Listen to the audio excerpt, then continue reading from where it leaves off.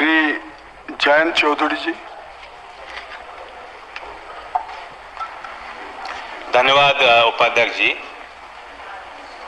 ये जो आज सभी दल के नेताओं ने इस बिल पे अपनी भावना व्यक्त की, ये चीज काफी रेयर है कि सब लोग इस कानून में आपके सहयोग के लिए खड़े हुए हैं। मैं भी इस बिल का पूरा समर्थन करता हूं, लेकिन मैं आपको चेताना भी चाहता हूं क्योंकि आप खुद मंत्री जी बहुत संवेदनशील हैं, सामाजिक न्याय के विषय को लेकर गंभीर हैं, इन बारीकियों को अच्छी तरह समझते हैं।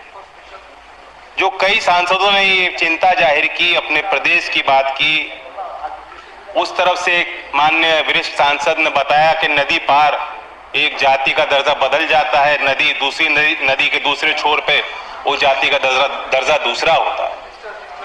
अभी वरिष्ठ सांसद फौजिया जी ने धनगर समाज की बात की। यही समाज उत्तर प्रदेश में भी उनकी मांगे हैं। र और ड के चक्कर में, एक अक्षर के चक्कर में पूरे जाति को, समाज को रोका गया है। धनगर, आप दूसरी जाति की बात कर रहे हैं। तो सवाल, ये तो बिल तो बहुत सरल है। अब ये नौबत क्यों आई कि 4 जिले में एक जाति को अनुसूचित जाति से हटा करके अनुसूचित जनजाति में जोड़ना पड़ा। मैं चाहता हूं कि मंत्री जी और बड़ा दिल दिखाएं और हिम्मत से काम लें। ये मौके बार बार नहीं आएंगे कि पूरा सदन आपके सहयोग में खड़ा होगा। कितनी ऐसी जातियां हैं, कितने ऐसे विषय हैं जो सरकारी जाल में फंसे हुए हैं। आप आकलन कीजिए, सर्वेक्षण कीजिए। मैं कोल जाति की बात करना चाहता हूं। लगभग 7.5 लाख कोल समाज के लोग उत्तर प्रदेश में विराजमान हैं। पूर्वांचल के कई जिलों में विराजमान है, मिर्जापुर, सोनभद्र और कौशाम्बी, बुंदेलखंड के कई जिलों में कोल समाज है और उनकी भी यही मांग है कि हम आदिवासी लोग हैं, हमारे पूर्वज सबरी जी थे, हम जंगल में रहते हैं, भूमिहीन हैं, हमें वंचित रखा जा रहा है और हम जनजाति के इस श्रेणी में आना चाहते हैं। ये 2002 में सरकार ने चिट्ठी लिखी थी, प्रदेश की सरकार ने केंद्र सरकार को। 2013 में कोल समाज के आर्थिक और सामाजिक स्थितियों पर दोबारा अध्ययन हुआ, विचार हुआ। 2014 में फिर चिट्ठी लिखी गई।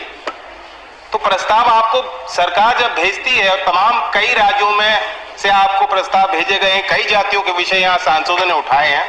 मैं चाहता हूं कि थोड़ा बड़ा दिल करके, हौसले के साथ मंत्री जी आप फैसला लें और एक बड़ा मसौदा तैयार करें जिस पे हम लोग सही रूप से अपनी बात रख पाए। जो हमारे वरिष्ठ सांसदों ने बात रखी कि आज तो हमें पता ही नहीं है क्या स्थिति क्या है। 4 बच्चे हैं और 3 को भोजन दे के संतुष्ट हैं।